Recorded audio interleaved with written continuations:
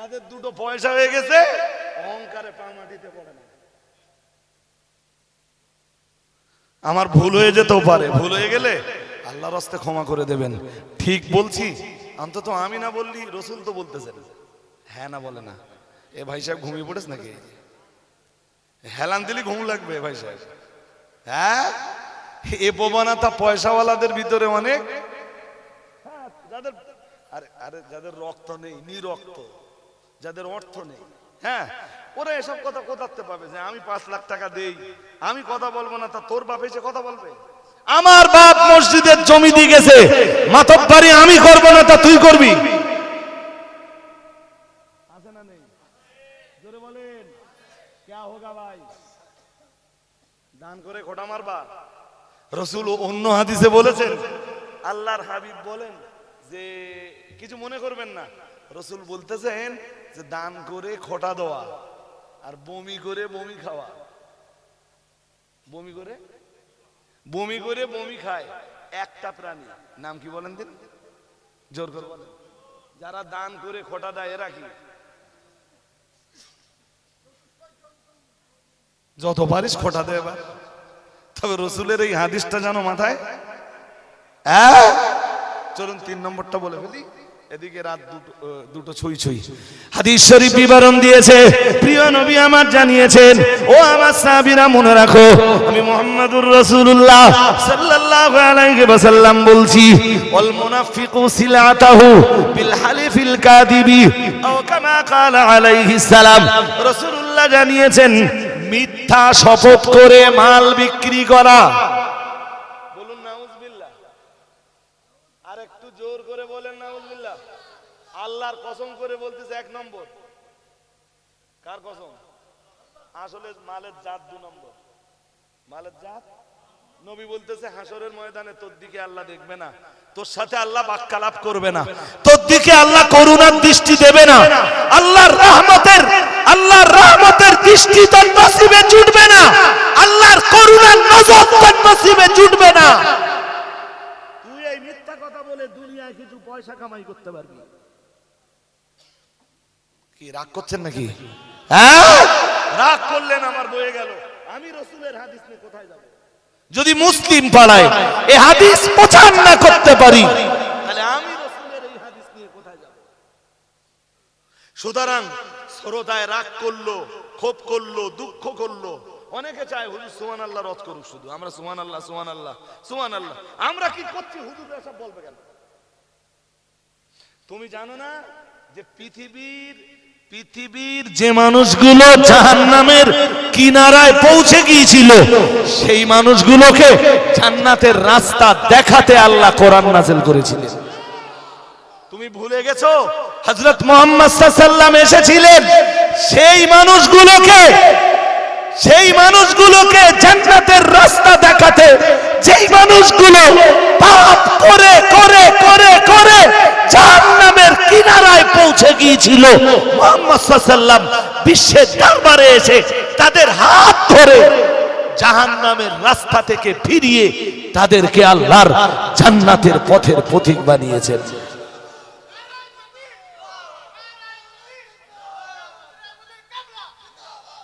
হাজরিনে মজলিস, বাকি পরের হাদিসটা সালামটা পড়ে নিয়ে তাই বলবো। উঠে দাঁড়ান। ইয়া নবী সালাম,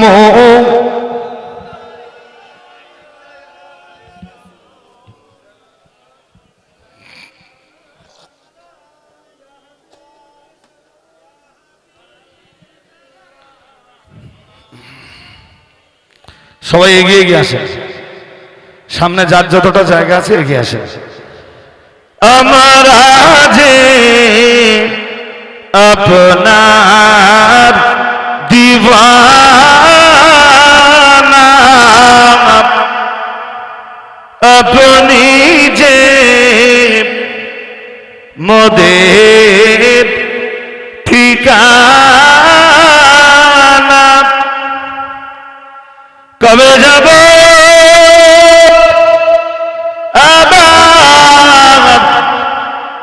মদিনা,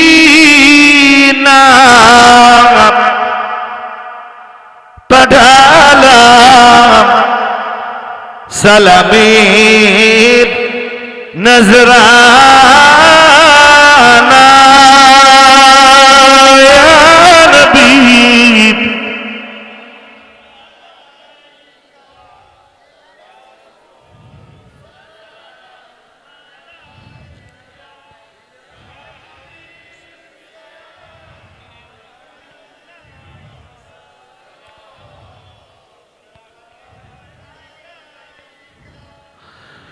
লো সালাম প্রাণীর পয়গম্বর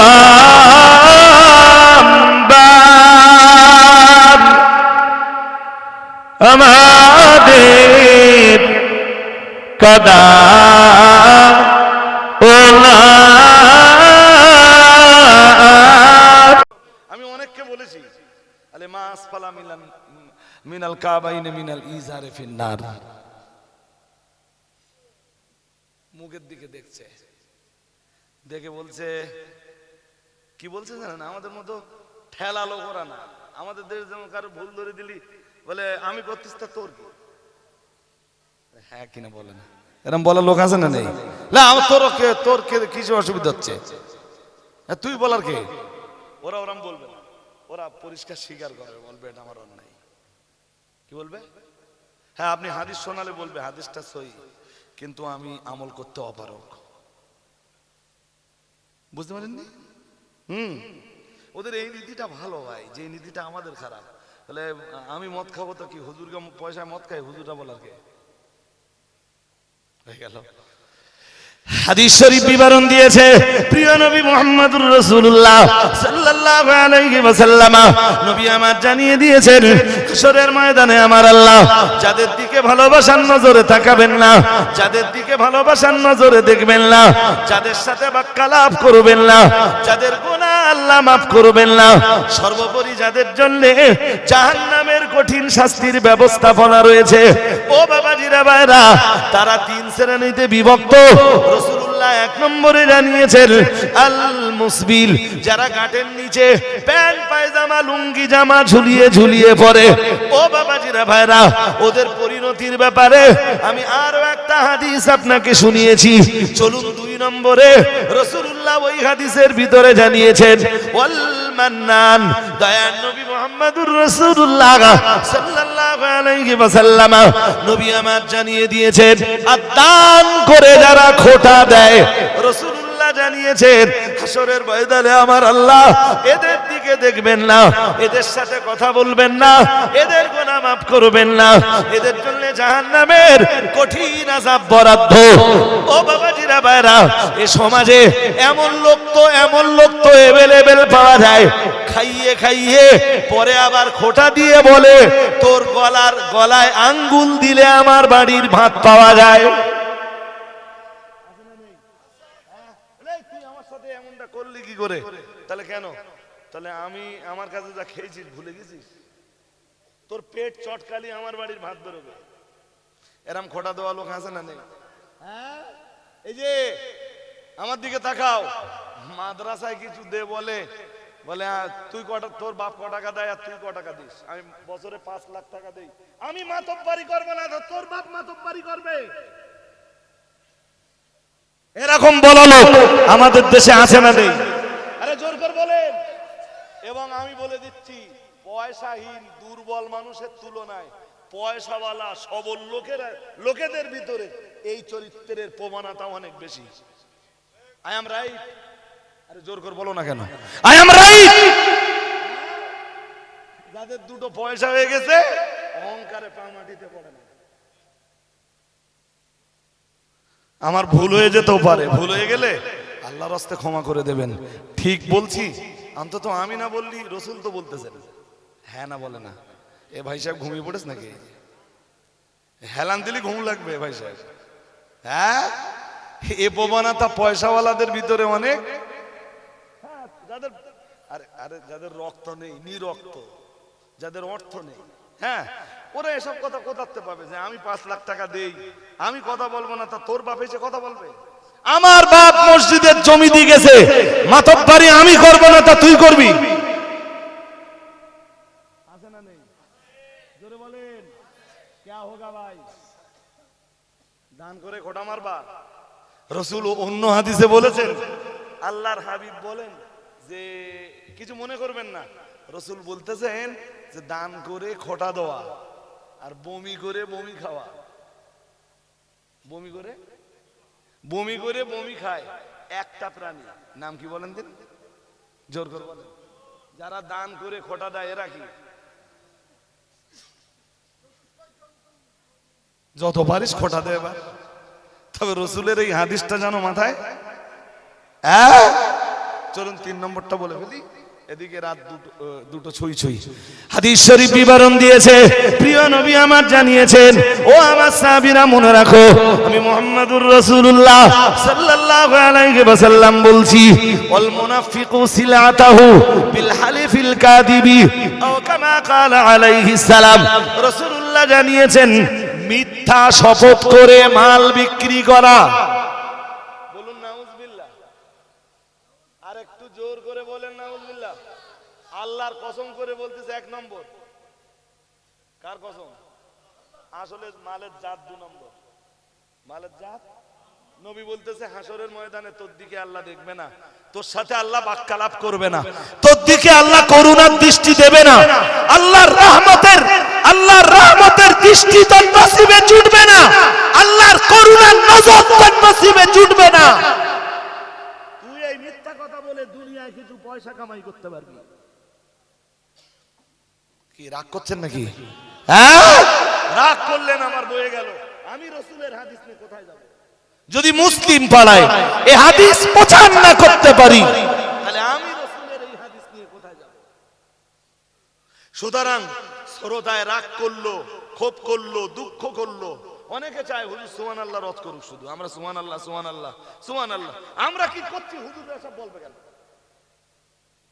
তুমি জানো না যে পৃথিবীর যে মানুষগুলো জাহান্নামের কিনারায় পৌঁছে গিয়েছিল, সেই মানুষগুলোকে জান্নাতের রাস্তা দেখাতে আল্লাহ কোরআন নাযিল করেছিলেন। তুমি ভুলে গেছো হযরত মুহাম্মদ সাল্লাল্লাহু আলাইহি ওয়াসাল্লাম এসেছিলেন সেই মানুষগুলোকে জান্নাতের রাস্তা দেখাতে, যেই মানুষগুলো পাপ করে করে করে করে জাহান্নামের কিনারায় পৌঁছে গিয়েছিল, মুহাম্মদ সাল্লাল্লাহু আলাইহি ওয়াসাল্লাম বিশ্বের দরবারে এসে তাদের হাত ধরে জাহান্নামের রাস্তা থেকে ফিরিয়ে তাদেরকে আল্লাহর জান্নাতের পথের পথিক বানিয়েছেন।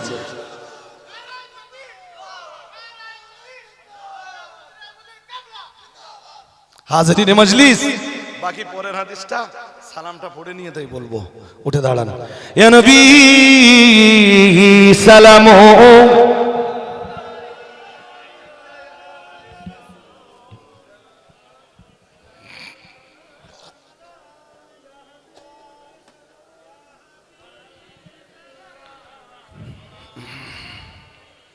সবাই এগিয়ে এগিয়ে আসেন, সামনে যার যতটা জায়গা আছে এগিয়ে আসেন।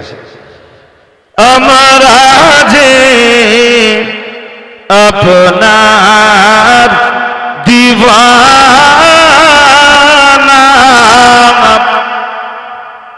আপনি যে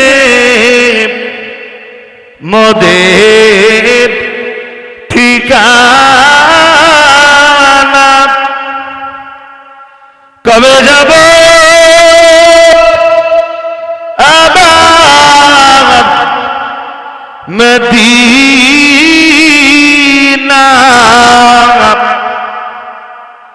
পাঠালাম সালামের নজরানা, ইয়া নবী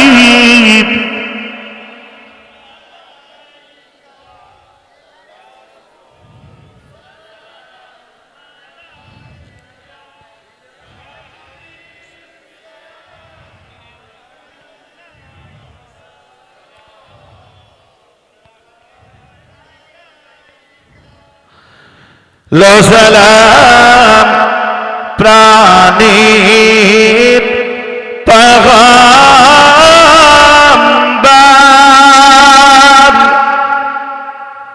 আমাদের কদা ওলা।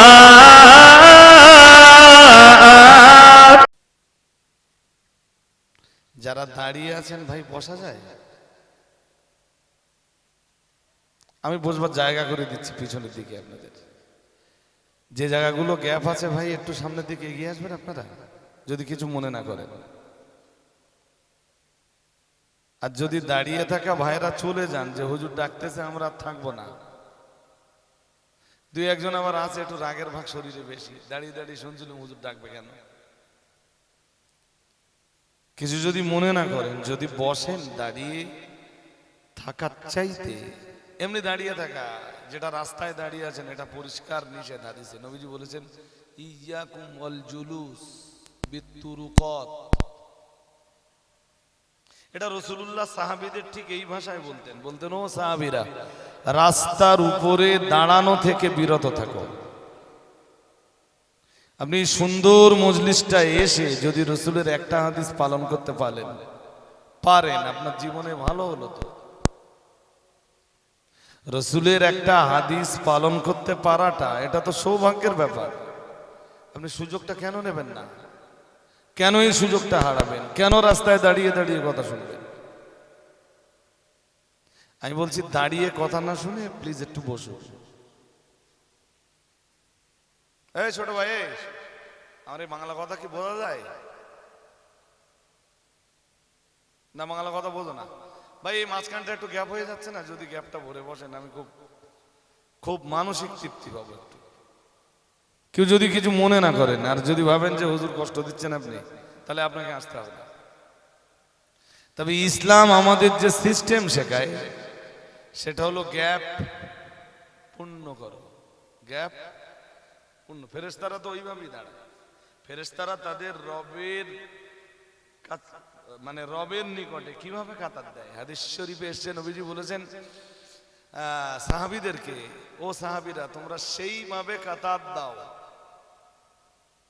কামা তাসুফুল মালাইকাতু ইনদা রাব্বিহিম, যেভাবে তাদের রবের নিকট ফেরেশতারা কাতার দেয়। সুবহানাল্লাহ। আর একটু মন খুলে বলুন না। সাহাবেরা জিজ্ঞেস করলেন, বললেন হুজুর ফেরেশতারা রবের সামনে কেমনে কাতার দেয়? আমরা তো জানি না, আপনি বলুন। রাসূলুল্লাহ বললেন শোনো, ফেরেশতারা কাতার দেয় এমন ভাবে যে কোনো কাতারে কোনো গ্যাপ জায়গা থাকে না, কোনো গ্যাপ। চলে বলুন। আমি বলছি কোনো গ্যাপ জায়গা, হ্যাঁ সেটা বলবেন তো। খুব সুন্দর হয় যদি, প্লিজ আমি অনুরোধ করছি। আচ্ছা পায়ে ধরে বললে যদি আসেন তা পায়ে ধরে বলি না।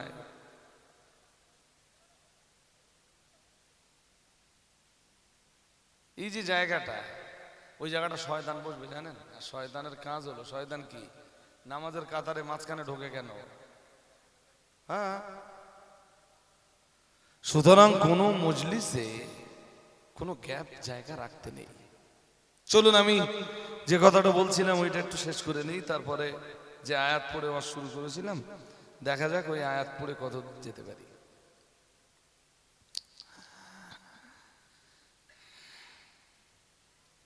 মুফতি আজম মেজলা হুজুর কেবলা তার মজলিসে বললেন, বাবা মক্কা মদিনাতে যাবার নিয়তটা সবাই রাখো, হজ ব্রত পালনের কামনাটা সবাই কালবে লালন করো।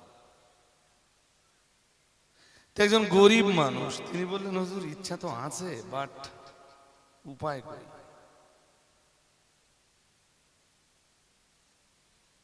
আর হজে যাওয়ার জন্য এক্ষুনি যদি আপনি হজে যান, মোটামুটি সচ্ছলতার সাথে যদি আপনি ওখানে যে একটু খরচ করেন, মানে হাত খুলে যদি খরচ করেন, তাহলে 5 লাখ টাকা বাজেট টোটালে। এখানের বেঙ্গল হজ কমিটিকে জমা দেওয়া নিয়ে আর লোকজন যদি নাও খাওয়ান, ওখানে যে শুধু উদার হস্তে খরচ করলে আপনি একা অন্তত লাখখানিক টাকা খরচ। আমি খুব খোলামেলা বলছি। আর যারা যে কি বানাটা করে ওরা আবার কিছু টাকা যা লে যায়, আবার কিছু বাইরে নিয়ে আসে, ওদের অসুবিধা হয় না। যারা উদার হস্তে খরচ করে তাদের 1 লাখ 1.5 লাখ 2 লাখ টাকাও খরচ হয়ে যায়। আমার যেটা বলার উদ্দেশ্য সেটা হলো লোকটা বললেন হুজুর কিন্তু উপায় কি?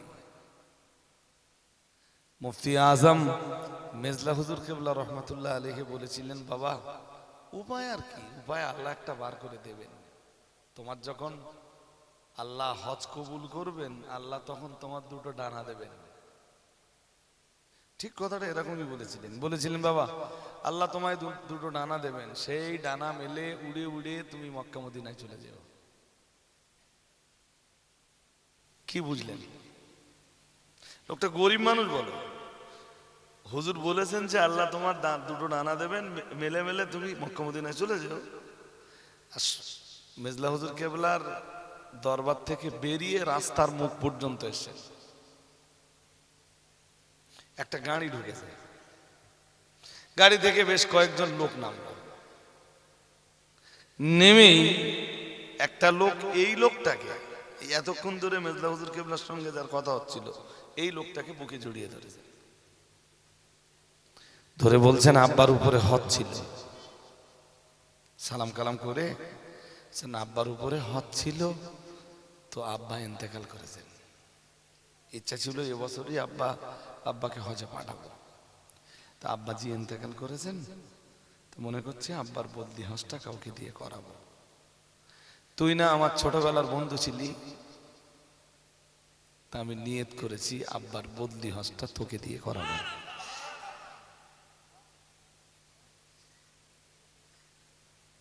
এই দানা দুটো গজিয়ে গেছে না? হ্যাঁ কিনা কিছু বলে। মেজলা হুজুর কেবলা যেই কথা বলছিলেন যে আল্লাহ তোমার ডানা দেবেন, ডানা মেলে উড়ে উড়ে যেও, দেখেন ডানা আল্লাহ দুটো দিয়েই দিয়েছেন। এই লোকটা কিন্তু একদম অপারগ। যদি আমার কথাই শোনেন, 2008-এর আগে, 2008-এর নভেম্বরের আগে, বা আপনি ধরে নেন যে মার্চ এপ্রিলের আগে 2008-এর, আমি তো কখনোই কল্পনা করিনি যে আমি হজ করব। 2008-এ যখন চাকরি পেলাম, মনের বলটা একটু মারলাম এবং নিয়ত করে নিয়েছিলাম যে আল্লাহ যে বছরে আমার হজে যাওয়ার মতো তাকাত হবে, ওই বছরেই আমি হজ করব। করেও নিয়েছিলাম, যে বছরে তাকাত হলো ঠিক ওই বছরে 2008 আর 2013, তখনও আমি ভালো জায়গায় থাকবার জন্য ঘর বাড়ি বানাইনি, তখনও আমি ভালো গাড়ি কিনি, তখনও আমি 2 কাঠার জায়গা কিনি। আগে কি দরকার জোরে বলুন? হ্যাঁ,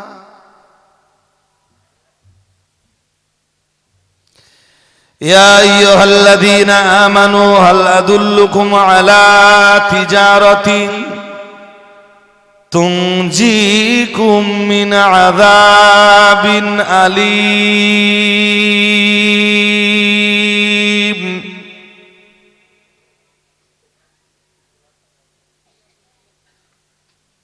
মানে এখনো কি দিচ্ছে?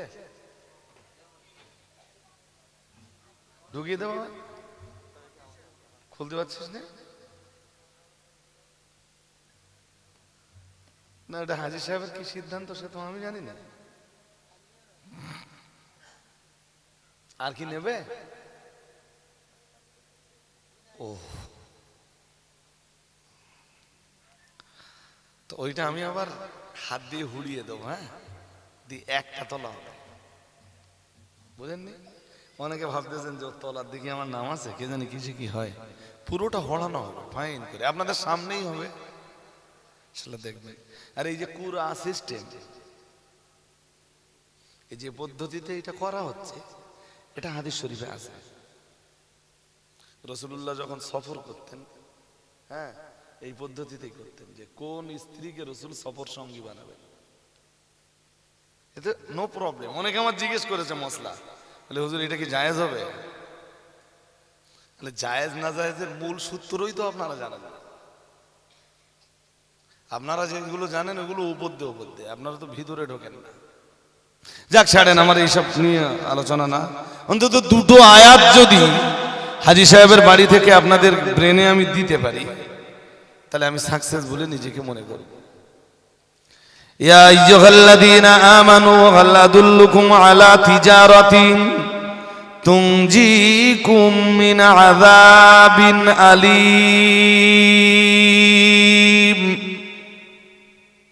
28 পারা সূরাতুস সফ।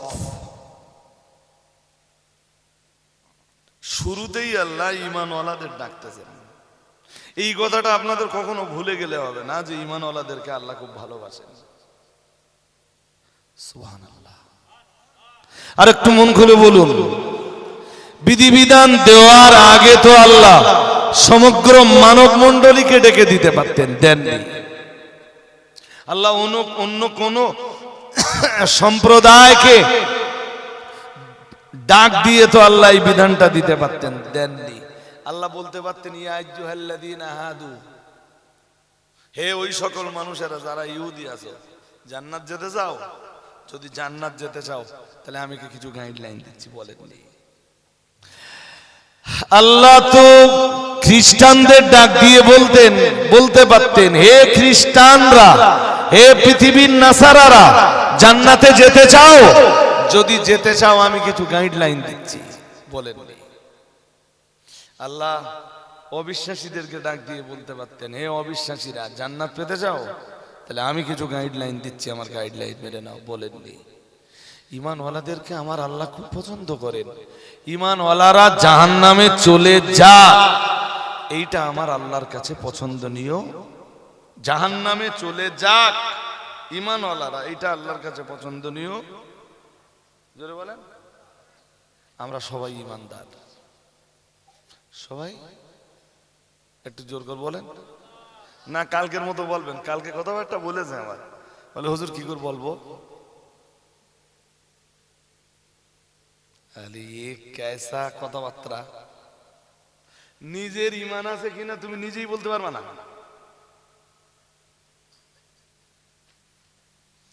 তবে এরকমটা কখনো কখনো ঘটে যে 1.5 ঘন্টা ওয়াজ করার পরে হুজুর নিজেই বলতে পারে না যে হুজুর কি ওয়াজ করেছে।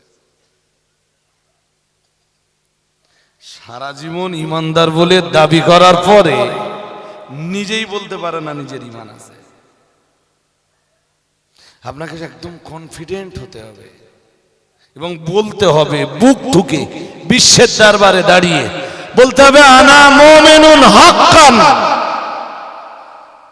সবাই বলুন, দেয়ার ইজ নো ডাউট। কোনো সন্দেহ করা যাবে না নিজের ঈমানে।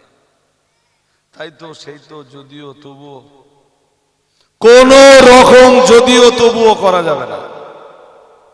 আপনাকে কনফিডেন্টের সঙ্গে বলতে হবে আনা মুমিনুন হাক্কান, আমার ঈমানে কোনো সন্দেহ নেই, আমি নিশ্চয়ই ঈমানদার।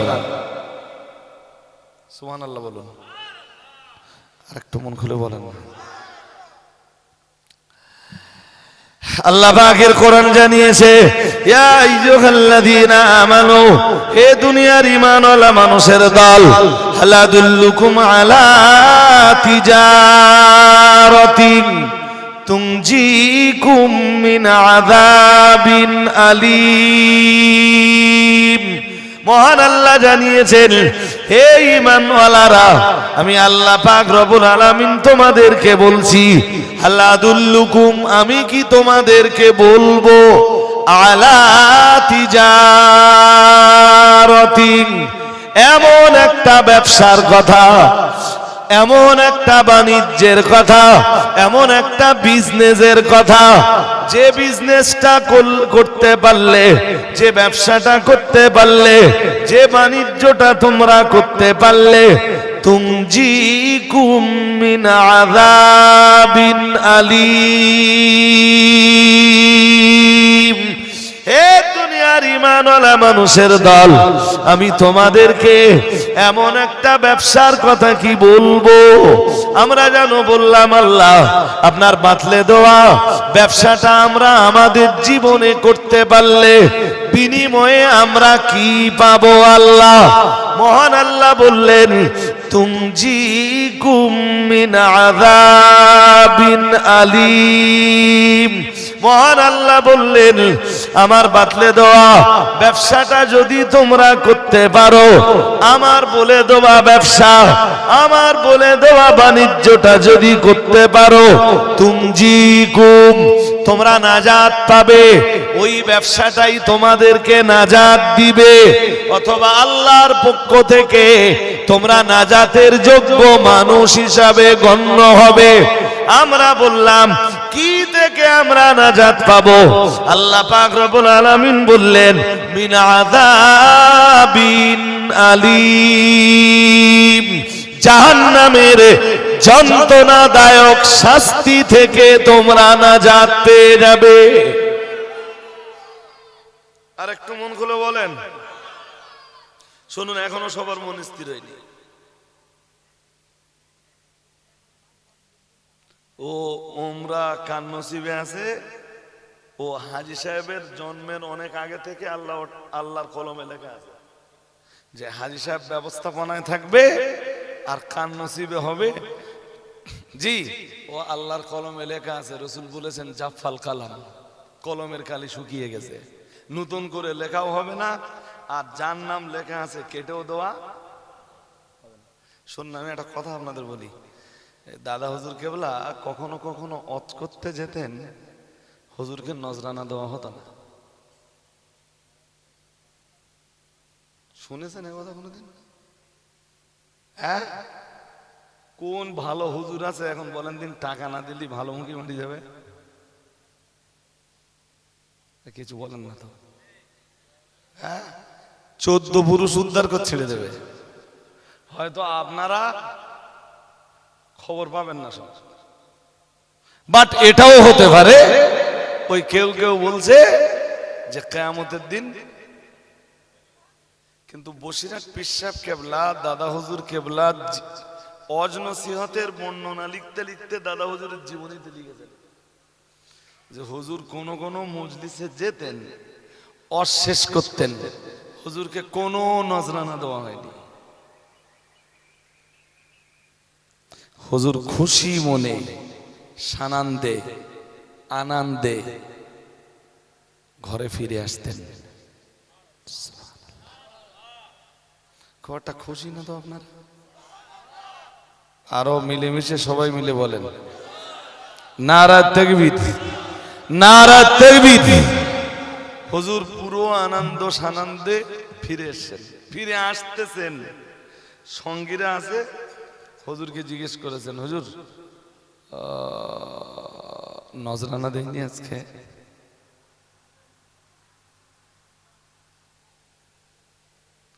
বসিরহাট হুজুরের জীবনের একটা ছোট্ট বয়ান শুনেছি, বয়ান যে হুজুর হজ করতে গেছেন শ্বেতপুরে। শ্বেতপুর মানে তো নেওয়ার লোকের শ্বেতপুরে চেনাতে হবে না, আবার যেন শ্বেতপুরের লোকেরা শুনে যেন রাগ না করে। সেদিন শ্বেতপুরের লোকেরা সম্ভবত তৎকালীন সময়ে হুজুরকে নজরানা দিয়েছে 8 আনা।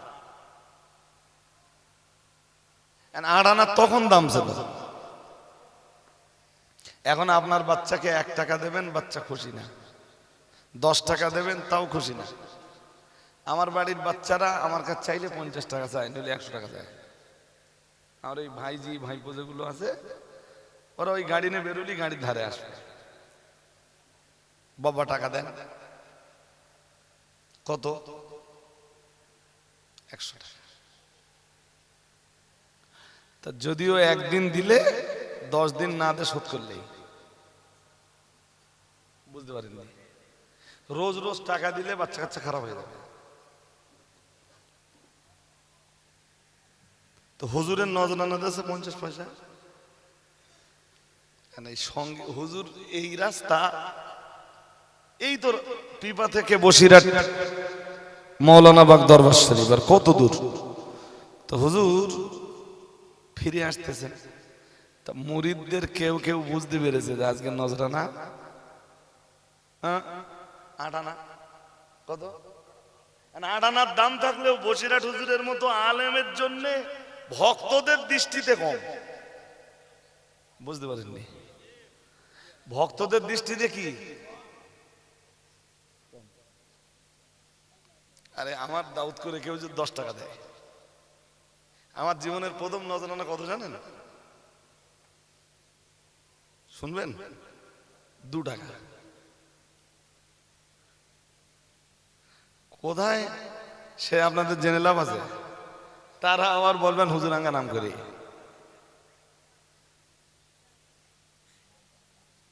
বিশ্বাস করুন, যেদিন প্রথমবার আমি 100 টাকা নজরানা পেয়েছি, এত খুশি, বিশাল খুশি। 100 টাকার একটা সেই ধানের শীষ মার্কা একটা নোট, ধানের শীষটি ছিল পেছনে, দেখেছেন? লম্বা নোট, বড় চওড়া, ওই দেশে বিরাট খুশি। এখন 50,000 টাকা নজরানা দিলে অতটা খুশি হয়নি, কারণ অনেক টাকা আয় করি, অনেক টাকা মাইনে পাই, কিন্তু ওই সময় আমার কাছে 100 টাকার দাম অনেক। যারা দাঁড়িয়ে আছেন ভাই, বসা যায়? আমি বসবার জায়গা করে দিচ্ছি পিছনের দিকে আপনাদের। যে জায়গাগুলো গ্যাপ আছে ভাই, একটু সামনের দিকে এগিয়ে আসবেন আপনারা, যদি কিছু মনে না করেন। আর যদি দাঁড়িয়ে থাকা ভাইরা চলে যান, যে হুজুর ডাকতেছে আমরা আর থাকবো না, 2-1 আবার আছে একটু রাগের ভাগ শরীরে বেশি, দাঁড়িয়ে দাঁড়িয়ে শুনছিলাম হুজুর ডাকবে কেন। কিছু যদি মনে না করেন, যদি বসেন, দাঁড়িয়ে থাকার চাইতে এমনি দাঁড়িয়ে থাকা, যেটা রাস্তায় দাঁড়িয়ে আছেন, এটা পরিষ্কার নিষেধ হাদিসে। নবীজি বলেছেন ইয়াকুম ওয়াল জুলুস বিতুরুকাত। এটা রাসূলুল্লাহ সাহাবীদের ঠিক এই ভাষায় বলতেন, ও সাহাবীরা, রাস্তার উপরে দাঁড়ানো থেকে বিরত থাকো। আপনি সুন্দর মজলিসটা এসে যদি রাসূলের একটা হাদিস পালন করতে পারেন, আপনার জীবনে ভালো হলো। তো রাসূলের একটা হাদিস পালন করতে পারাটা, এটা তো সৌভাগ্যের ব্যাপার। আপনি সুযোগটা কেন নেবেন না? কেন এই সুযোগটা হারাবেন? কেন রাস্তায় দাঁড়িয়ে দাঁড়িয়ে কথা শুনবেন? আমি বলছি, দাঁড়িয়ে কথা না শুনে প্লিজ একটু বসুন। এই ছোট ভাই, আমার এই বাংলা কথা কি বোঝা যায় না? বাংলা কথা বোঝো না ভাই? এই মাঝখানটা একটু গ্যাপ হয়ে যাচ্ছে না? যদি গ্যাপটা ভরে বসেন, আমি খুব মানসিক তৃপ্তি পাবো একটু। কেউ যদি কিছু মনে না করেন, আর যদি ভাবেন যে হুজুর কষ্ট দিচ্ছেন আপনি, তাহলে আপনাকে আসতে হবে না। তবে ইসলাম আমাদের যে সিস্টেম শেখায়, সেটা হলো গ্যাপ পূর্ণ করো, গ্যাপ পূর্ণ। ফেরেশতারা তো ওইভাবেই দাঁড়ায়।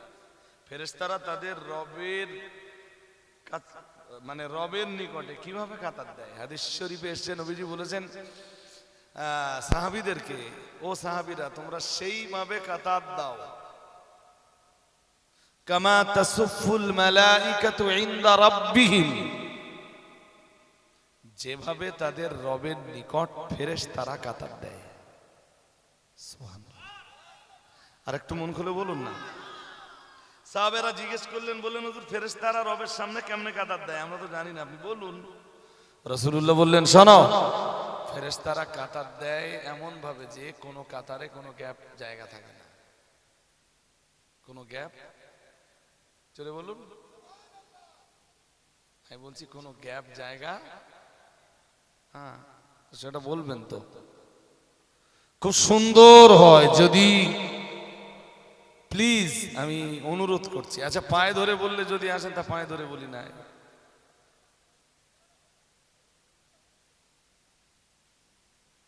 এই যে জায়গাটা, ওই জায়গাটা শয়তান বসবে জানেন? আর শয়তানের কাজ হলো, শয়তান কি নামাজের কাতারে মাঝখানে ঢোকে কেন?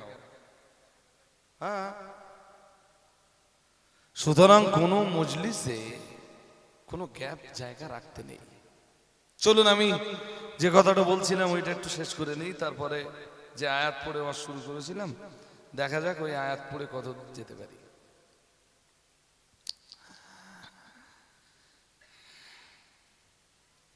মুফতি আজম মেজলা হুজুর কেবলা তার মজলিসে বললেন, বাবা, মক্কা মদিনাতে যাবার নিয়তটা সবাই রাখো, হজ ব্রত পালনের কামনাটা সবাই কালবে লালন করো। তো একজন গরিব মানুষ তিনি বললেন, হুজুর ইচ্ছা তো আছে, বাট উপায় কই?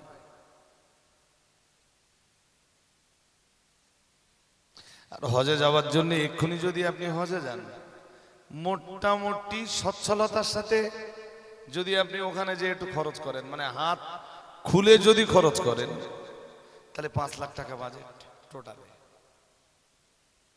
এখানের বেঙ্গল হজ কমিটিকে জমা দেওয়া নিয়ে, আর লোকজন যদি নাও খাওয়ান, ওখানে যে শুধু উদার হস্তে খরচ করলে আপনি একা অন্তত লাখখানিক টাকা খরচ করেন। আমি খুব খোলামেলা বলছি।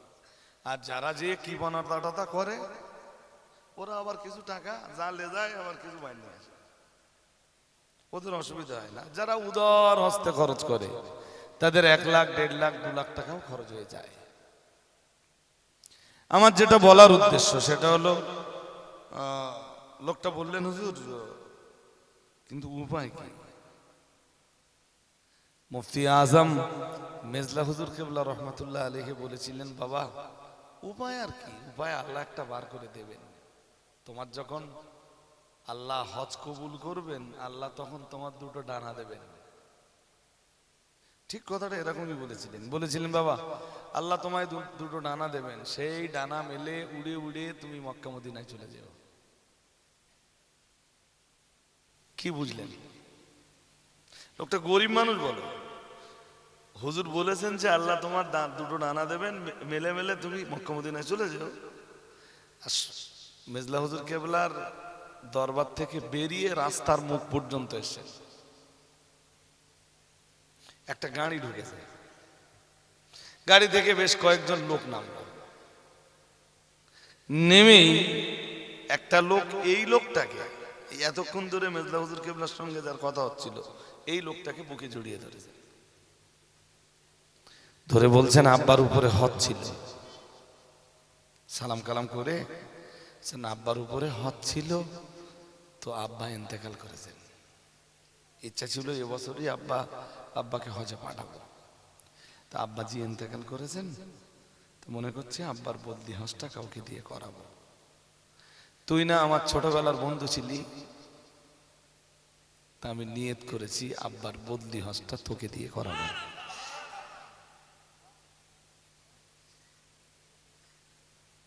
এই দানা 2টো গজিয়ে গেছে না? হ্যাঁ কিনা কিছু বলে। মেজলা হুজুর কেবলা যেই কথা বলছিলেন যে আল্লাহ তোমার ডানা দেবেন, ডানা মেলে উড়ে উড়ে যেও, দেখেন ডানা আল্লাহ 2টো দিয়েই দিয়েছেন। এই লোকটা কিন্তু একদম অপারগ। যদি আমার কথাই শোনেন, 2008-এর আগে, 2008-এর নভেম্বরের আগে, বা আপনি ধরে নেন যে মার্চ এপ্রিলের আগে 2008-এর, আমি তো কখনোই কল্পনা করিনি যে আমি হজ করব। 2008-এ যখন চাকরি পেলাম, মনের বলটা একটু মারল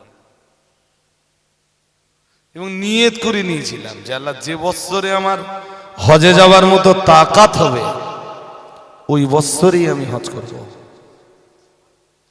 করেও নিয়েছিলাম, যে বছরে তাকাত হলো ঠিক ওই বছরে 2008 আর 2013, তখনও আমি ভালো জায়গায় থাকবার জন্য ঘর বাড়ি বানাইনি, তখনও আমি ভালো গাড়ি কিনি, তখনও আমি 2 কাঠার জায়গা কিনি।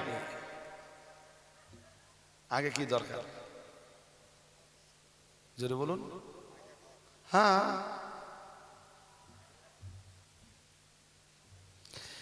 ইয়া আইয়ুহাল্লাযীনা আমানু হাল আদুল্লুকুম আলা তিজারাতিন তুনজিকুম মিন আযাবিন আলীম।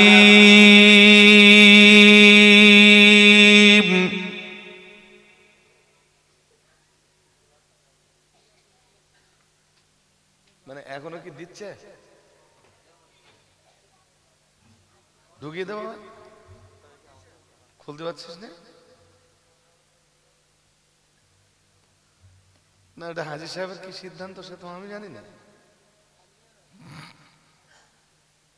আর কি নেবে? ও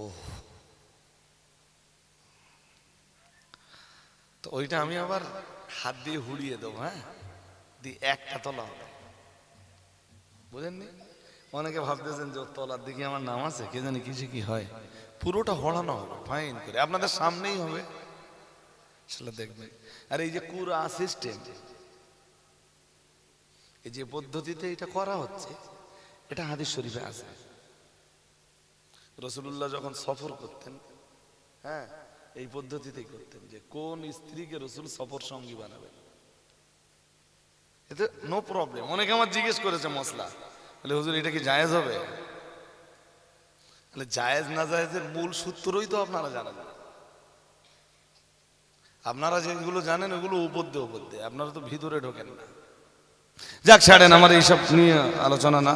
অন্তত দুটো আয়াত যদি হাজী সাহেবের বাড়ি থেকে আপনাদের ব্রেনে আমি দিতে পারি, তাহলে আমি সাকসেস বলে নিজেকে মনে করব। ইয়া আইয়ুহাল্লাযীনা আমানু হাল আদুল্লুকুম আলা তিজারাতিন তুনজিকুম মিন আযাবিন আলীম। 28 পারা সূরাতুস সফ। শুরুতেই আল্লাহ ঈমানওয়ালাদের ডাকতেছেন। এই কথাটা আপনাদের কখনো ভুলে গেলে হবে না যে ঈমানওয়ালাদেরকে আল্লাহ খুব ভালোবাসেন। সুবহানাল্লাহ। আর একটু মন খুলে বলুন, বিধিবিধান দেওয়ার আগে তো আল্লাহ সমগ্র মানব মণ্ডলীকে ডেকে দিতে পারতেন, দেননি। আল্লাহ অন্য কোন সম্প্রদায়কে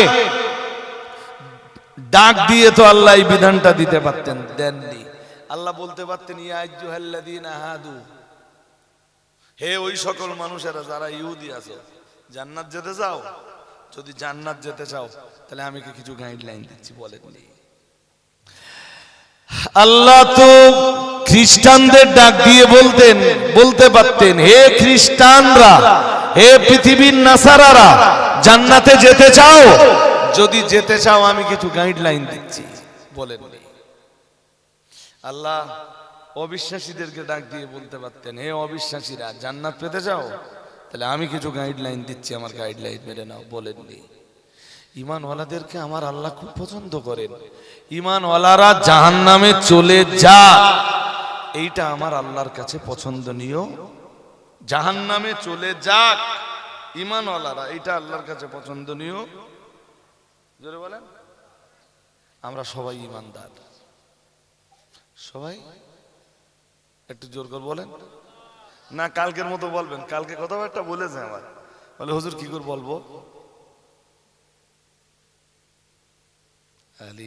কেসা কথাবার্তা, নিজের ঈমান আছে কিনা তুমি নিজেই বলতে পারবা না।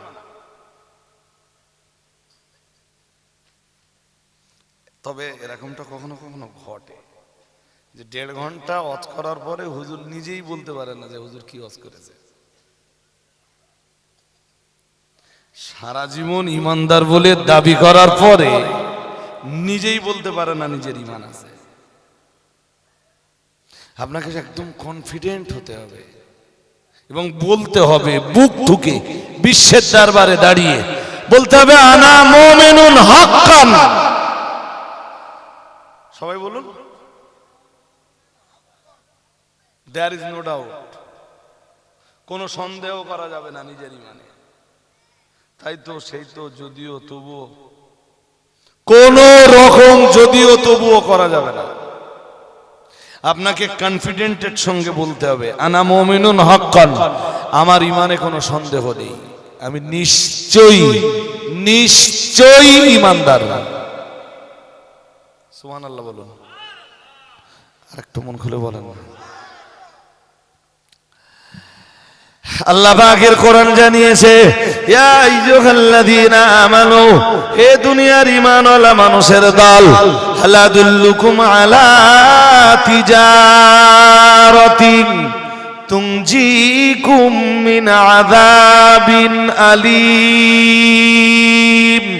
মহান আল্লাহ জানিয়েছেন, হে ঈমানওয়ালারা, আমি আল্লাহ পাক রব্বুল আলামিন তোমাদেরকে বলছি, হাল আদুল্লুকুম, আমি কি তোমাদেরকে বলবো, আলা তিজারাতিন, এমন একটা ব্যবসার কথা, এমন একটা বাণিজ্যের কথা, এমন একটা বিজনেসের কথা, যে বিজনেসটা করতে পারলে, যে ব্যবসাটা করতে পারলে, যে বাণিজ্যটা তোমরা করতে পারলে, তুমজিকুম মিন আযাবিন আলীম।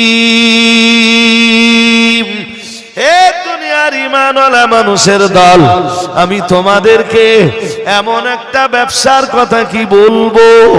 আমরা জানো বললাম আল্লাহ আপনার বাতলে দেওয়া ব্যবসাটা আমরা আমাদের জীবনে করতে পারলে বিনিময়ে আমরা কি পাবো? আল্লাহ মহান আল্লাহ বললেন তুমজিকুম মিন আযাবিন আলীম। মহান আল্লাহ বললেন আমার বাতলে দেওয়া ব্যবসাটা যদি তোমরা করতে পারো, আমার বলে দেওয়া ব্যবসা, আমার বলে দেওয়া বাণিজ্যটা যদি করতে পারো, তুমজিকুম তোমরা নাজাত পাবে, ওই ব্যবসাটাই তোমাদেরকে নাজাত দিবে, অথবা আল্লাহর পক্ষ থেকে তোমরা নাজাতের যোগ্য মানুষ হিসাবে গণ্য হবে। আমরা বললাম কি থেকে আমরা নাজাত পাবো? আল্লাহ পাক রব্বুল আলামিন বললেন মিন আযাবিন আলীম, জাহান্নামের যন্ত্রণাদায়ক শাস্তি থেকে তোমরা নাজাত পেয়ে যাবে। আর একটু মন খুলে বলেন, শুনুন, এখনো সবার মন স্থির হয়নি। ও ওমরা কান নসিবে আছে, ও হাজী সাহেবের জন্মের অনেক আগে থেকে আল্লাহর কলমে লেখা আছে যে হাজী সাহেব ব্যবস্থাপনায় থাকবে আর কান নসিবে হবে। জি, ও আল্লাহর কলমে লেখা আছে। রসুল বলেছেন জাফাল কালাম, কলমের কালি শুকিয়ে গেছে, নতুন করে লেখাও হবে না, আর যার নাম লেখা আছে কেটেও দেওয়া। শুনুন, আমি একটা কথা আপনাদের বলি, দাদা হুজুর কেবলা কখনো কখনো অত করতে যেতেন, হুজুরকে নজরানা দেওয়া হতো না। শুনেছেন এ কথা কোনোদিন? হ্যাঁ, কোন ভালো হুজুর আছে এখন বলেন দিন, টাকা না দিলি ভালো মুখী মাটি যাবে? কিছু বলেন না তো। হ্যাঁ, 14 পুরুষ উদ্ধার করে ছেড়ে দেবে। হয়তো আপনারা খবর পাবেন না সব, বাট এটাও হতে পারে ওই কেউ কেউ বলছে যে কিয়ামতের দিন। কিন্তু বসিরহাট পীর সাহেব কেবলা, দাদা হুজুর কেবলা ওয়াজ নসিহতের বর্ণনা লিখতে লিখতে দাদা হুজুরের জীবনীতে লিখেছেন যে হুজুর কোন কোন মজলিসে যেতেন, অশেষ করতেন, হুজুরকে কোনো নজরানা দেওয়া হয়নি। হুজুর খুশি মনে, সানন্দে, আনন্দে ঘরে ফিরে আসতেন। খবরটা খুশি না তো আপনার? আরো মিলেমিশে সবাই মিলে বলেন নারা তাকবীর, নারা তাকবীর। হুজুর পুরো আনন্দ সানন্দে ফিরে এসেছেন, ফিরে আসতেছেন। সঙ্গীরা আছে, হুজুরকে জিজ্ঞেস করেছেন হুজুর নজরানা দেয়নি আজকে?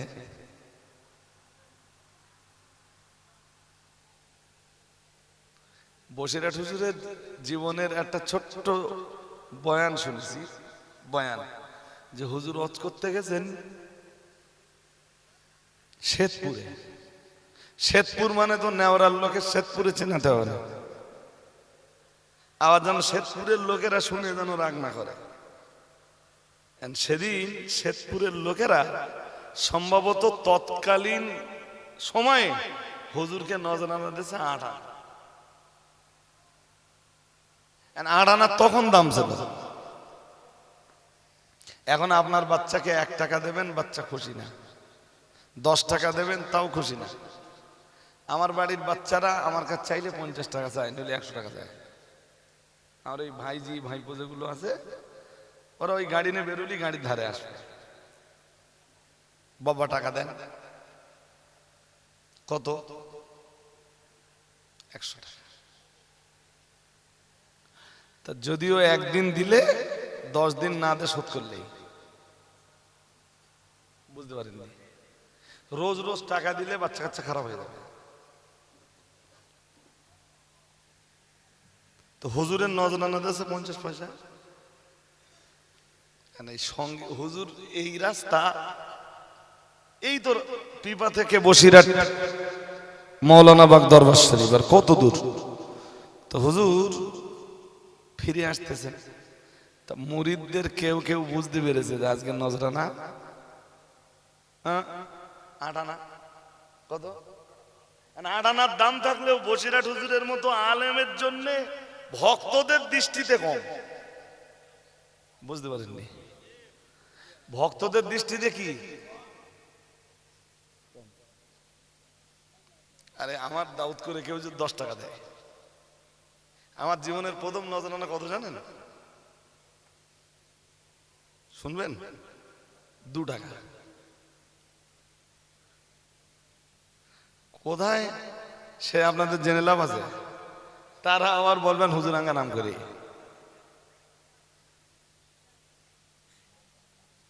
বিশ্বাস করুন, যেদিন প্রথমবার আমি 100 টাকা নজরানা পেয়েছি, এত খুশি, বিশাল খুশি।